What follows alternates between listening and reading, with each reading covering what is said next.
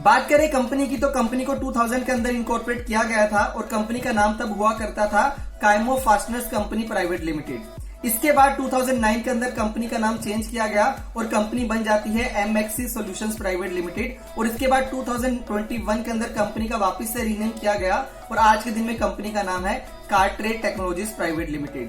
तो यह है कंपनी की हिस्ट्री के बारे में कि कब कंपनी को स्टार्ट किया गया था।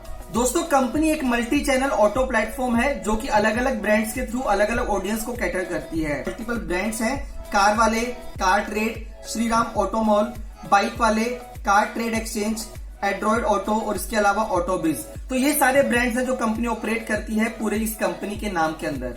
तो कंपनी जो ऑपरेट करती है ओमनी चैनल में ऑपरेट करती है, यानी कि कंपनी के ऑनलाइन स्टोर्स हैं जिसके थ्रू आप गाड़ियों को खरीद बेच सकते हैं, जैसे मैंने कुछ ब्रांड्स के बारे में आपको बताया था। इसके अलावा कंपनी का ऑफलाइन प्रेजेंस भी है जहां पे कंपनी कार मॉल्स के थ्रू अपनी गाड़ियों को बेचती है। अब मैं बात करता हूं कंपनी के ऑफरिंग्स के बारे में। सबसे पहले मैं बात करूंगा कार वाले और कार ट्रेड के बारे में। तो दोस्तों, ये दो ऐसी ऑनलाइन वेबसाइट्स हैं जो कि अलग ऑडियंस को कैटर करती हैं। यहाँ पे मान लीजिए कि अगर आपको एक नई गाड़ी खरीदनी है, उसके लिए अगर आप कोई भी रिसर्च करना चाहते हैं तो वो रिसर्च के लिए लोग इन वेबसाइट्स को यूज करते हैं। इसके अलावा ओईएम से कनेक्ट करने के लिए बहुत सी कंपनी ऑटो एंसिलरीज को बेचने के लिए अलग अलग ऑडियंस से कनेक्ट करती है ये दो वेबसाइट्स के थ्रू। दोस्तों, ये जो दो प्लेटफॉर्म्स है ये फाइनेंस कंपनीज के साथ भी डील करते हैं, यानी कि मान लीजिए अगर आपको कोई फाइनेंस चाहिए कोई भी गाड़ी खरीदने के लिए, वो सारी ऑप्शंस यहाँ पे अवेलेबल होती हैं। और इसके अलावा आप सेकंड हैंड गाड़ियों को यहाँ से बाय कर सकते हैं या सेल भी कर सकते हैं।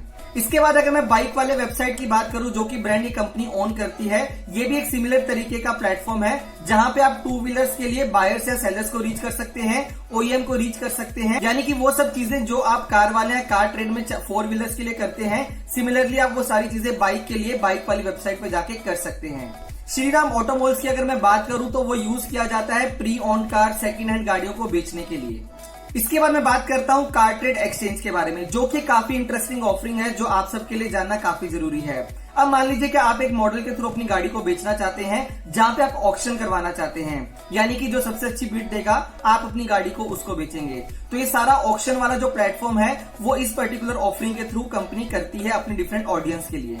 इसके बाद बात करता हूं एंड्रॉइड ऑटो की, जो कि कंपनी ऑफर करती है जिसके थ्रू आप अपनी गाड़ियों की या अपनी बाइक की वैल्यूएशन करवा सकते हैं कि इसकी ट्रू वैल्यू क्या होनी चाहिए अगर आप सेकंड हैंड मार्केट में जाके अपनी गाड़ियां बाइक को बेचते हैं तो। अब नेक्स्ट और सबसे इंपॉर्टेंट क्वेश्चन आता है इन्वेस्टर्स के लिए कि ये कंपनी अपना रेवेन्यू कैसे अर्न करती है। ये क्वेश्चन को समझना बहुत ज्यादा जरूरी होगा आप सबके लिए। तो सबसे पहले कंपनी कमीशन और फीस चार्ज करती है ऑक्शन और रीमार्केटिंग सर्विसेज के लिए जो कि व्हीकल्स पे यूज किए जाते हैं।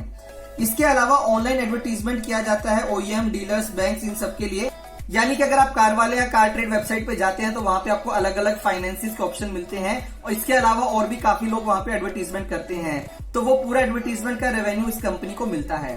थर्डली आप देख सकते हैं कि यहाँ पे लीड जनरेशन का भी काम किया जा सकता है कि अगर मान लीजिए किसी को फाइनेंस चाहिए या ओईएम के लिए, उन सब के लिए ये लीड जनरेट करता है। मान लीजिए कि आपने डेटा डाला यहाँ पे कि आपको फाइनेंस चाहिए अपनी गाड़ी के लिए, तो वो जो लीड जनरेशन का काम होता है अलग अलग कंपनीज के लिए वो भी ये कंपनी करती है जिससे कंपनी को रेवेन्यू मिलता है।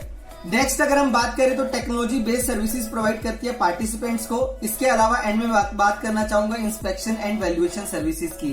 तो जब भी लोग अपनी गाड़ियां बाइक को बेचते हैं तो सबसे इंपॉर्टेंट होता है उनका ट्रू वैल्यू जानना कि ट्रू वैल्यू क्या होगा।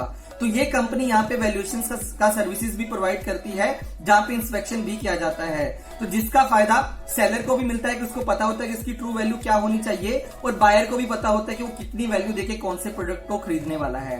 तो ये कंपनी ये सारी सर्विसेज प्रोवाइड करती है जहां से कंपनी रेवेन्यू भी जनरेट करती है। अगर मैं जून 2021 की बात करता हूं तो कार वाले, कार ट्रेड, बाइक वाले वेबसाइट की अगर मैं कंबाइंड बात करूं तो यहाँ पे पर मंथ 27 मिलियन से ज्यादा लोग वहां पे विजिट करते हैं। तो आपको समझ में आएगा कि कितनी बड़ी ऑडियंस है जिसको मंथली बेसिस पे ये सारी कंपनीज कैटर करती आई हैं। चलिए इसके बाद अब बात कर लेते हैं जल्दी से इंडस्ट्री के बारे में कि इंडस्ट्री में कैसी ग्रोथ देखी गई और इंडस्ट्री में यहाँ पे क्या क्या प्रोस्पेक्ट्स हैं आने वाले टाइम के अंदर। सबसे पहला अगर मैं इंडिया की कार मार्केट की बात करूं तो वो वर्ल्ड की 5वीं सबसे बड़ी कार मार्केट है और यहाँ पे एक्सपेक्ट किया जा रहा है कि 2021 से लेके फाइनेंशियल ईयर 2026 तक यहाँ पे 10% के आसपास का कंपाउंडिंग ग्रोथ देखा जा सकता है। तो यहाँ पे पहले ही मार्केट बहुत बड़ी है और आने वाले टाइम में भी काफी ज्यादा ग्रोथ एक्सपेक्ट किया जा रहा है। अगर मैं यहाँ पे टू व्हीलर मार्केट की बात करता हूं तो वहां पे भी कंपाउंडिंग ग्रोथ 8% के आसपास का एक्सपेक्ट किया जा रहा है कि पूरी इंडस्ट्री 2021 से लेकर 2026 तक 8% के कंपाउंडिंग ग्रोथ से ग्रो करेगी। तो दोस्तों अभी तक हमने बात किया पूरा कार मार्केट का, लेकिन अगर मैं यहाँ पे कार मार्केट के अंदर सेकंड हैंड सेल्स की बात करूं तो वो मार्केट अभी भी काफी ज्यादा अंडर पेनिट्रेटेड है। अगर हम पूरा कार मार्केट की सेल्स की बात करते हैं तो सेकंड हैंड सेल्स उसका 16% का कंट्रीब्यूशन करते हैं। तो यानी कि ये इंडस्ट्री अभी भी काफी अंडर पेनिट्रेटेड है और यहाँ पे एक्सपेक्ट किया जा रहा है कि आने वाले टाइम में 11% का कंपाउंडिंग ग्रोथ हो सकता है।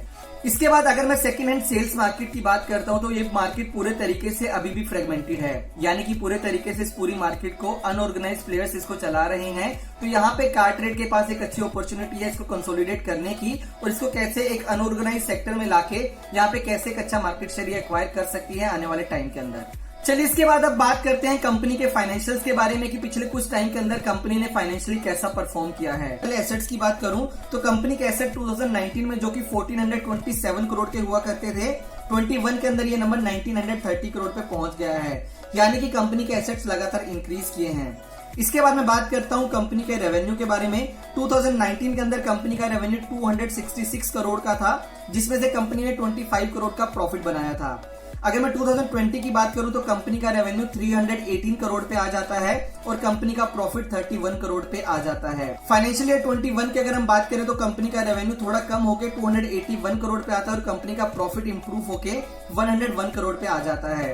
तो यहाँ पे मैं आपको बताना चाहूंगा कि जिस सेक्टर के अंदर कंपनी ऑपरेट करती है तो वो पूरा कोविड की वजह से या यहाँ पे लॉकडाउन की वजह से बहुत बुरे तरीके से इम्पैक्ट हुआ था। कंपनी का ऑपरेटिंग प्रॉफिट मार्जिन 18% के आसपास का है, जो कि एक अच्छा नंबर माना जा सकता है। लेकिन एक यहाँ पे कॉशियस चीज है जिसको आपको काफी ध्यान से देखना चाहिए कि कंपनी का रिटर्न ऑन इक्विटी सिर्फ 5% के आसपास का है। तो आने वाले टाइम में अगर आप यहाँ पे इन्वेस्ट करते हो तो आपको देखना होगा कि कंपनी अपना आरओई नंबर को कैसे इंप्रूव करती है। अगर मैं डेट इक्विटी रेशो की बात करूं तो कंपनी का डेट इक्विटी रेशो 0.09 के आसपास का है, यानी कि कंपनी के ऊपर नेग्लिजिबल डेट है। आप एक तरीके से इसको डेट फ्री कंपनी भी मान सकते हैं। चलिए दोस्तों, फाइनेंशियल्स के बाद मैं बात करता हूं कि कंपनी में इन्वेस्टमेंट करने के क्या क्या प्रोज और क्या क्या कॉन्स हो सकते हैं। सबसे पहले बात करते हैं प्रोज के बारे में। सबसे पहला दोस्तों, जिस सेगमेंट के अंदर ये कंपनी ऑपरेट करती है वहां पे ये ओनली प्रॉफिटेबल कंपनी है। जिस सेगमेंट को एड्रेस करती है वो सेगमेंट पूरे तरीके से अनऑर्गेनाइज सेगमेंट है। तो यहाँ पे अपॉर्चुनिटीज के टर्म में और अभी तक कंपनी जो एक प्रॉफिटेबल कंपनी है वो कंपनी को काफी अच्छा एडवांटेज देती है as compare to its peers. Second pro के बारे में अगर मैं बात करूं तो आजकल जब भी आप कुछ भी परचेज करते हैं गाड़ियां बाइक के टर्म्स में, तो उससे पहले आप काफी रिसर्च करते हैं, क्योंकि इंटरनेट का पेनिट्रेशन पिछले कुछ टाइम के अंदर काफी ज्यादा इंप्रूव हुआ है। तो उस सेगमेंट के अंदर कंपनी के जो ब्रांड्स हैं कार वाले हैं, कार ट्रेड, वो काफी ज्यादा ऑर्गेनिक ऑडियंस को फेच करता है। अगर मैं बात करूं इनका ऑर्गेनिक ऑडियंस की तो वो 88% के आसपास का है। और इसके अलावा 27 मिलियन से ज्यादा लोग इनकी वेबसाइट्स पे आते हैं पर मंथ, जो कि एक बहुत बड़ा नंबर है। तो यानी कि कंपनी अपने कंटेंट के थ्रू अपने ब्रांड का अवेयरनेस कर रही है, जिसके वो ये उम्मीद कर रही है कि आने वाले टाइम में जैसे जैसे इंटरनेट का और पेनिट्रेशन बढ़ेगा तो कंपनी के ब्रांड का और ज्यादा अवेयरनेस होगा। नेक्स्ट दोस्तों, जो कंपनी का बिजनेस मॉडल है वो काफी ज्यादा टेक्नोलॉजिकली ड्रिवन है और काफी ज्यादा एसेट लाइट मॉडल है। और इसके अलावा कंपनी के फाइनेंशियल्स में अगर मैं डेट की बात भी करता हूं तो कंपनी के ऊपर नेग्लिजिबल डेट है, जो कि कंपनी को एक एडवांटेज देता है as compare to its peers. Last में बात करना चाहूंगा सेकंड हैंड मार्केट के बारे में। जैसे कि मैंने आपको वीडियो के अंदर बताया था कि सेकंड हैंड मार्केट अभी भी इंडिया के अंदर काफी ज्यादा अंडर पेनिट्रेटेड है और यहाँ पे जो CAGR ग्रोथ एक्सपेक्ट किया जा रहा है 11% का, वो भी काफी ज्यादा अच्छा नंबर है। अगर ये पूरा सेगमेंट ऐसे ग्रो करता है और कंपनी एक अच्छा मार्केट शेयर ले पाती है तो आने वाले टाइम में कंपनी काफी अच्छा ग्रोथ भी कर सकती है। चलिए दोस्तों, इसके बाद बात करते हैं कंपनी में इन्वेस्टमेंट करने के क्या क्या कॉन्स हो सकते हैं, जिनके बारे में आपको काफी ज्यादा ध्यान से देखना चाहिए।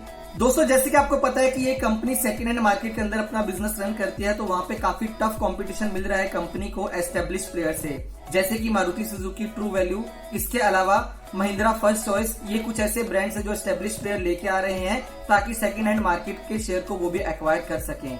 तो यहाँ पे उनके कंपटीशन को कैसे कंपनी टैकल कर पाती है आने वाले टाइम में, वो सब देखना आपके लिए बहुत ज्यादा इंपॉर्टेंट होगा। नेक्स्ट बात करते हैं, जो कंपनी का पूरा बिजनेस मॉडल है वो काफी ज्यादा ऑटो सेगमेंट की ग्रोथ के ऊपर डिपेंडेंट है। अगर वहां पे ग्रोथ नहीं होती है तो कंपनी की ग्रोथ भी नहीं हो पाएगी।